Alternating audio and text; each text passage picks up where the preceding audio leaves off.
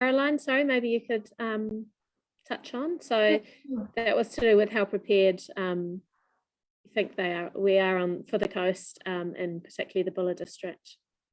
Yeah, I guess, preparedness is a funny thing. I mean, we're never going to be 100% prepared for an event of this sort of scale. But I guess one piece of vaguely good news is that an Alpine fault earthquake of this sort of scale is likely to generate a national declaration of emergency, which essentially means that resources are going to start to come into the most impacted areas. And of course, we're talking there about the Southern Alps areas, communities around the Southern Alps for the most part. So there will be some, we talked about South Island wide impacts. Well, yes, there will be impacts across the South Island, but many of them will be indirect impacts in terms of things like loss of power or communications, things like that. The direct impacts, it'll be felt mostly around the Southern Alps. And so that national declaration of emergency is likely to attract international offers of support as well. And so just like we saw after the Christchurch earthquake, we'll receive offers from our near neighbours, Australia, the US, Japan.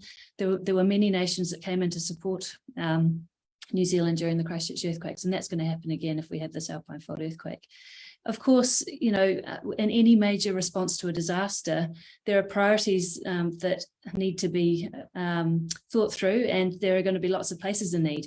And so NEMA and the other emergency services and all the agencies that come in to support during a response will be prioritising their effort.